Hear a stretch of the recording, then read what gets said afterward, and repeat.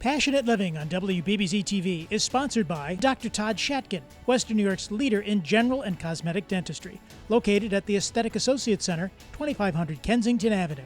Online at drtshatkin.com.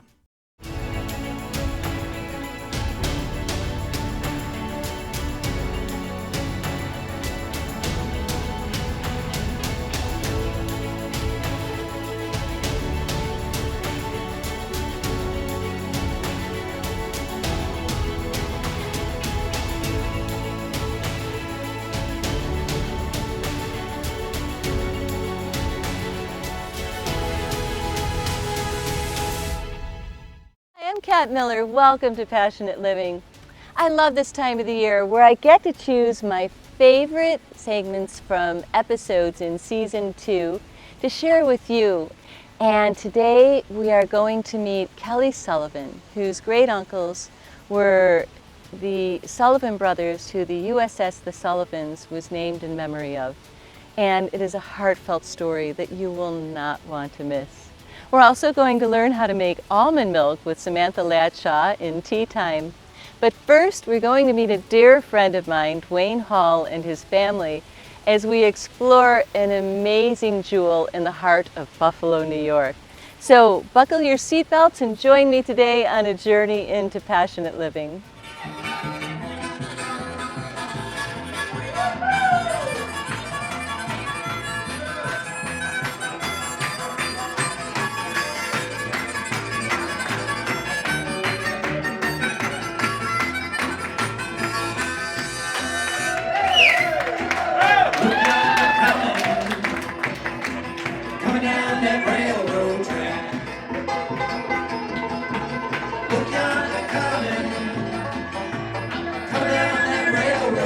I am here with two really amazing souls. We have Dwayne Hall and his son Jason Hall, and you have what you started so many years ago, back when I met you. We were all much younger then, back in the music days, our early music days, is just tremendous. How did you get into all of this? It's kind of started, the music end of it started at Sportsman's.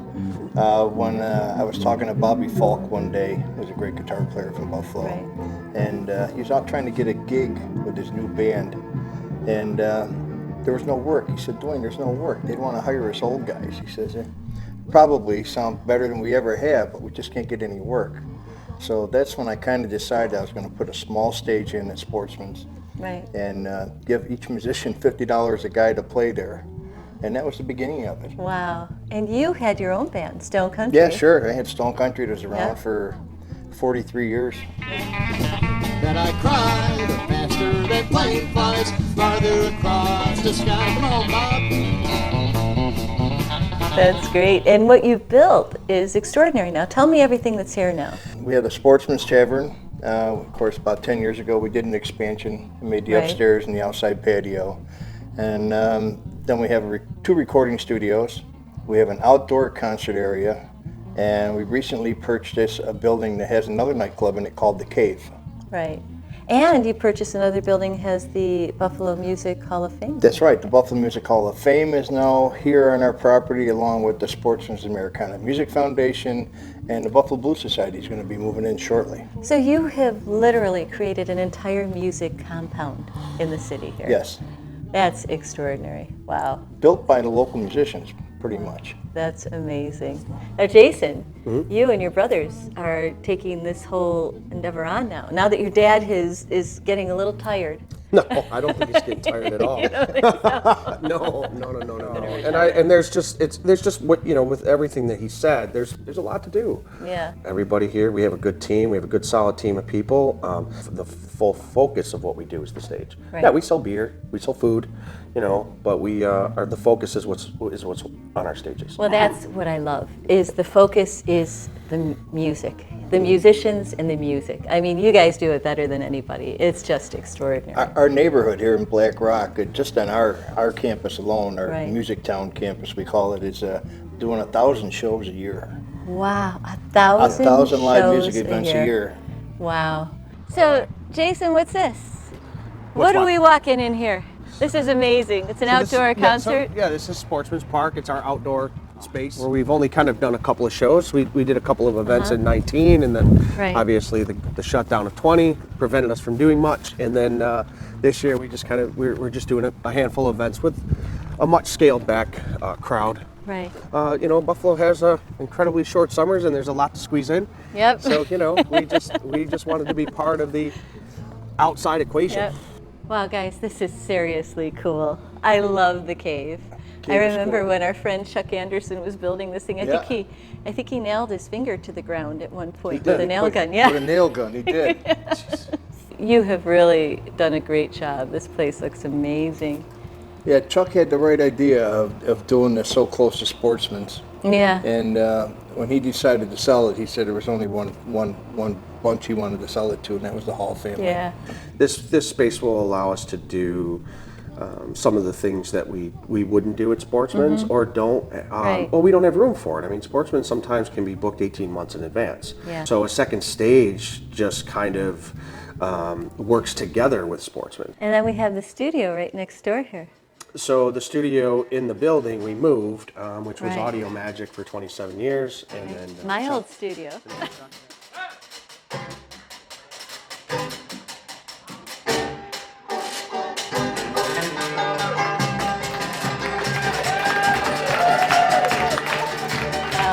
This brings back memories. Huh? Yeah, Speaking of Chuck Anderson, we put this wall carpet because we were trying to find something to deaden the noise, and on that occasion, Chuck stapled his finger. Oh. Well, I didn't know about that.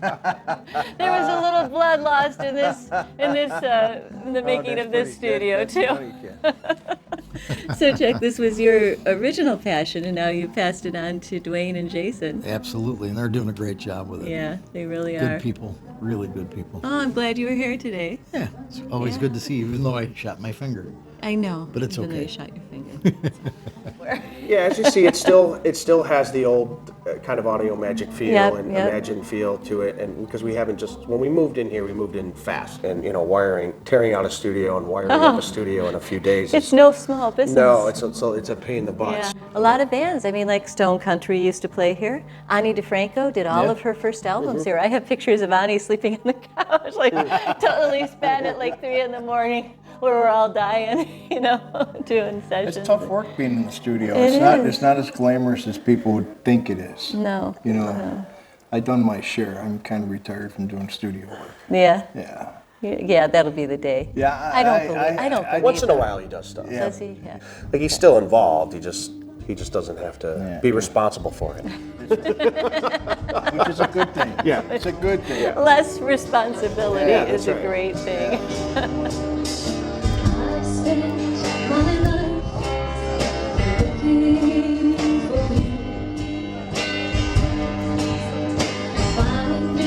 It's just so beautiful what you've done, you know? I mean, it's just to see it grow into this, and you have such a heart for it. That's why it grew. You watered it. You watered it with love, your love of music. And to me, it's all about the music and the people who perform it. It's just not treated with enough respect. Yeah, and that's the beauty. Being a musician, you have so much more respect for musicians. Oh, this is great. Wow. This was a liquor store, right? Yeah, this was a liquor store. It was, when we bought it, it was a mess. And again, what you've done, this whole part of town, of Black Rock, It's amazing. to add light, to clean this all up, to make this a haven for music, it's out of this world. And how beautiful that you took it, and now this is a home for the Buffalo Music Hall of Fame. Their first one ever. That's amazing. They've been together for, 35 years or something. Yeah, it's great. The city loves it, our councilman loves it, and the neighborhood loves it. And Yeah, of course, we love it. yeah, Where else should it be? it's true. Now, you have a nonprofit as well, other than, The Sportsman's All of- Americana yeah. Music Foundation. and what is that? It's a non-for-profit that me and a guy started, I don't know, probably seven, 8 years somewhere ago. And got 500 members. Wow. We do scholarships for kids. We take music into communities that don't have music. You know, it's important, I think, for a business in its community to, you know, to do some sort of giving back, and you know, we have a good brand, and people want to use our brand to do those sorts of things, and so that's what we do. It's beautiful. Yeah. It's kind of funny, you know, with the cutting of music programs in the schools. We're a live music venue. We need kids playing instruments. You know, it's what we do. And if kids aren't playing instruments, and there's no places for audiences to go and hear those people playing instruments, we're going to be out of business. Well, Jason, I'm so thrilled that you're taking this and carrying Well, it's torch. not just me. We have a huge team of people behind us. My brothers, Volunteers. My brothers don't like, don't like talking in front of cameras and talking to the press. But Jeff and James are both a huge part of what we wouldn't be standing here without them as well. So it's important. And my mom as well too. She does a tremendous amount of work. It's a team effort from every perspective. Well, thank you. No, thank you so Thank you. much. I appreciate it. Thanks, Dwayne, Kat, for having us. We love you. I love you. Yeah. I love you guys. Good luck This with is your so- show. Thank you so much.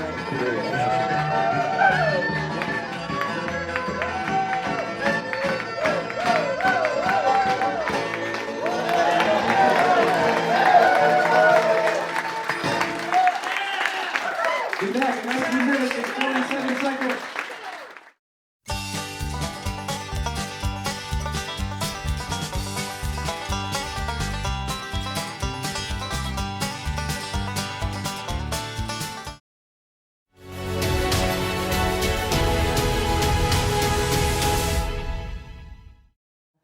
Kelly, your heart is just so big and so beautiful, and you carry the stories from your family, the extraordinary history forward for other people to understand and to really get the sense how your grandfather and your uncles, how it affected the whole family, and the impact that they've had on the world as a result. And I just would love to hear a little bit of the background of your story of the USS Sullivans and how that came to be. So the boys grew up in Waterloo, Iowa, and they were best friends. And this is your uncles and your grandpa? Yes, my grandfather was Al Sullivan, the youngest of the 5 Sullivan brothers, and then 4 brothers, so my great uncles. So 5 boys, so it was George, Frank, his name was Francis, they called him Frank. Madison, who they called Matt, Joseph, who they called Joe, and then Albert, who they called Al. And the boys ended up joining the Navy after Pearl Harbor was bombed because they had a good friend named Bill Ball. And Bill Ball had served on USS Arizona, and Bill was killed during the invasion of Pearl Harbor. Yeah. So when Bill was killed, that was when they decided they wanted to go. And then George, who was kind of the oldest and leader of the pack, wrote a letter to the Navy and said, "Can we please be on the same ship?" So the Navy put them on the same ship. Wow. And they were on the USS Juneau. They left from New York City. Not long later, they were involved in the Battle of Guadalcanal. And all 5 boys and their shipmates died from a submarine attack from the Japanese on the USS Juneau. November 13th, 1942. And that was unparalleled at the time, that all 5 It really of the was. family would just be annihilated. You know, I think one of the things that, in the movie they show this, and it's really powerful, but And the Fighting Sullivans. the movie The Fighting Sullivans, right. Which everybody should watch, The Fighting Sullivans. It is the most amazing movie. It's a great movie. But the military would typically send a telegram to let you know that your boys are gone. But instead, they sent a Navy official. So they sent an officer to the house. For Veterans Day, I show the Fighting Sullivans to my 3rd grade class, because I'm a 3rd grade teacher. Early in the morning, a Navy officer came to the house.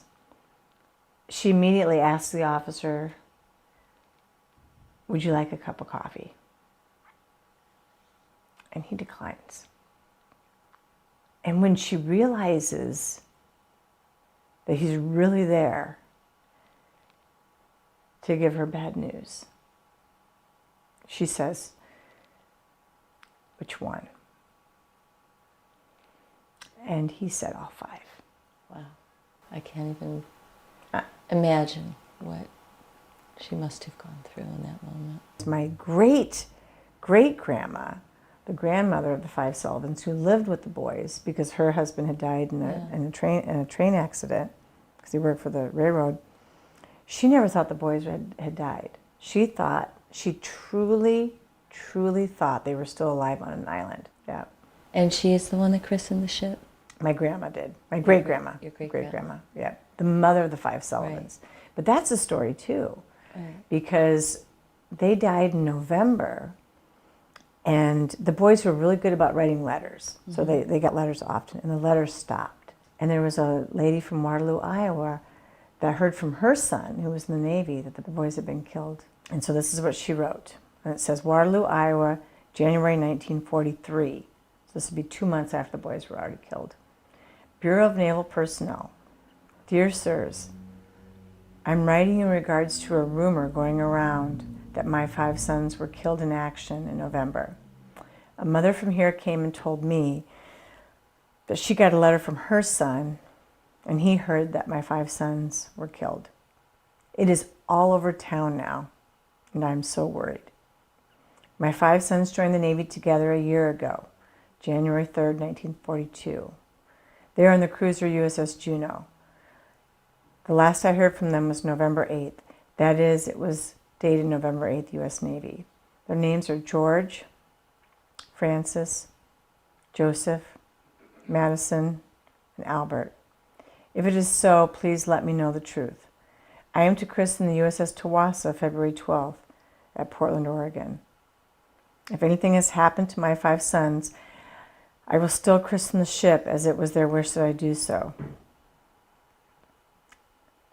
I hated to bother you, but it has worried me so.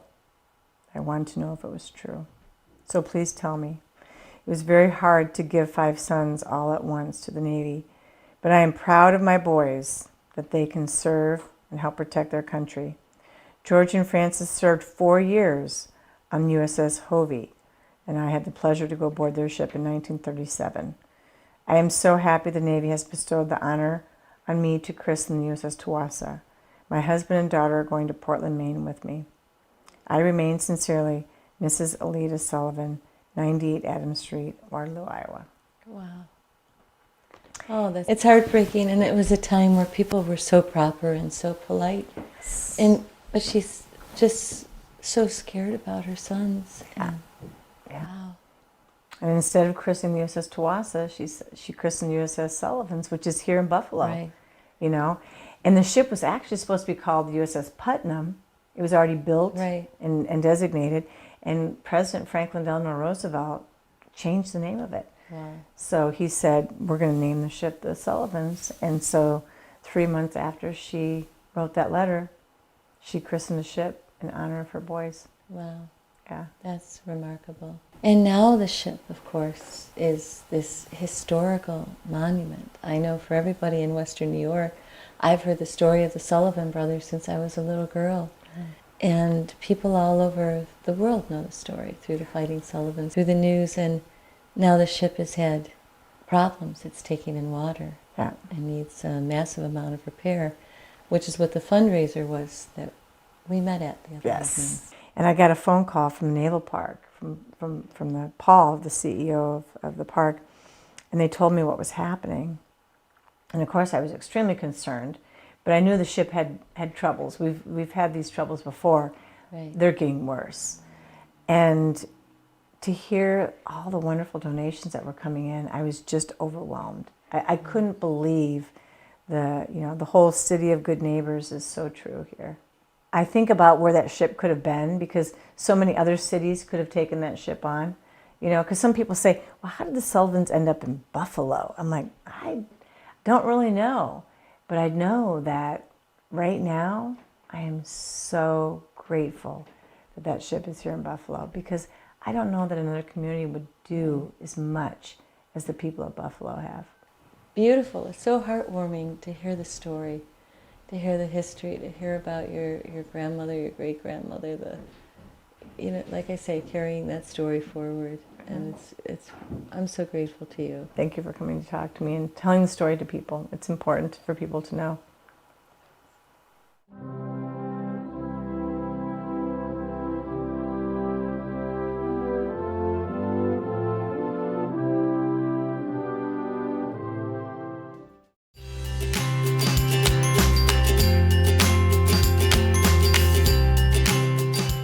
welcome to this week's edition of Tea Time with Sam and Kat. And Sam, welcome to the show. Thanks for having me, Kat.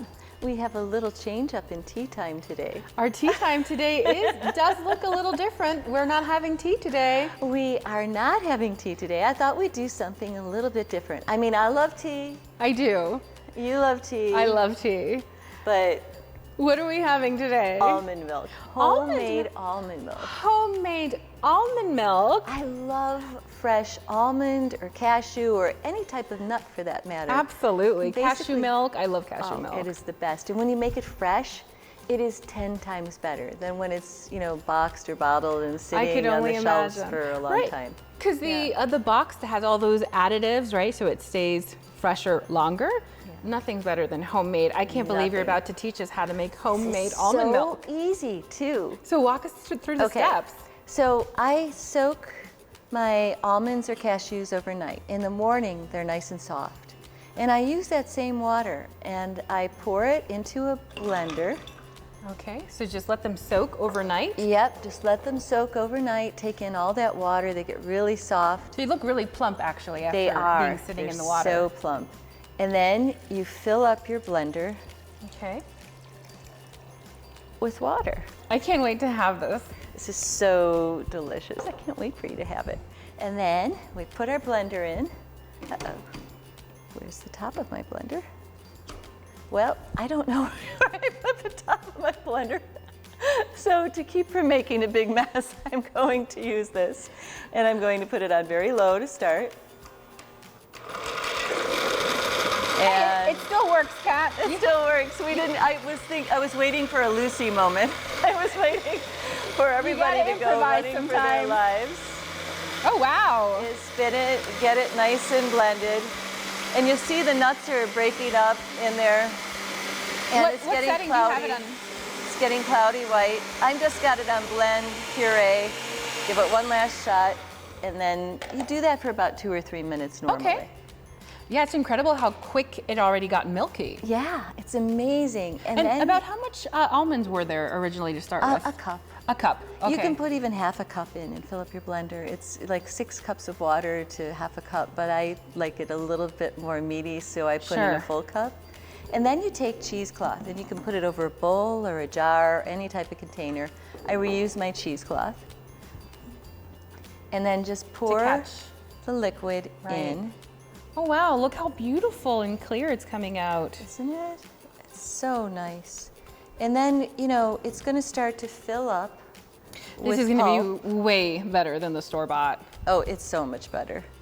It's going to start to fill with pulp in here, and you just kind of scrape it out. You take your cheesecloth off eventually and just squeeze it. Some people have a nut bag, and they use that as well to squeeze out. And the pulp looks something like this. It's this beautiful pulp, and I take the pulp from the almond milk or the cashew milk, and I make cookies out of it. How creative. Yeah, it's just wonderful for that. So let's take this off. And by using the pulp, you're not letting anything go to waste. Exactly. Maybe you can show us how to make the cookies next time. Yes, we could do that. Do a little squeeze in here. Set this to the side. Now, for flavor, Right. you can take a little bit of salt if you like, because that brings out the flavor. Right, salt helps to pick I up. take a couple drops of stevia just to add a little sweetness, and I like to take a little bit of pure vanilla. Vanilla. And Vanilla just but goes you well with can- everything. You can use. I've soaked the almonds or cashews in lavender, and the water and the nuts take on the flavor. I've done all Yeah. different flavors. You can put cinnamon on top. I was just going to suggest whatever that. you like, and then just kind of mix it up a little bit, Yeah, look how beautiful that looks. and then pour it in. Wow, so pure. We have our homemade almond milk today instead of tea. Well, thank you for making this for us, You're Kat. welcome. Cheers.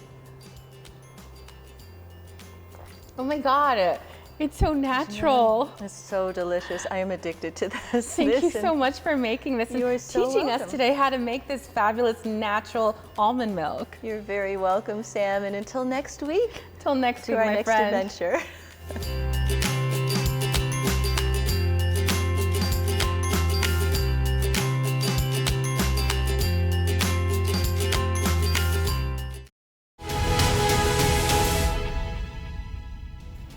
Thank you for joining us on this week's episode of Passionate Living. I want to thank our generous sponsors, Dr. Todd Shatkin and Associates. Their generous support makes this show possible. Make sure to join us each week on Tuesday and Thursday evenings at 8 p.m. and Sundays at 11 a.m. Also, you can go to passionateliving.com to see past shows, as well as our YouTube channel, passionateliving.tv. Most importantly, thanks to you, our extraordinary viewer. This show is a labor of love for everybody who helps to produce it each week, and I am so honored to share this adventure with you. And remember, until next week, there's no one in this world like you. Your smile, your personality, your brightness for all things that inspire you is so unique. Let your light shine as brightly as you can, as the world definitely needs you now more than ever. I'm sending a big hug to each and every one of you watching this evening, and I look forward to seeing you on our next episode of Passionate Living.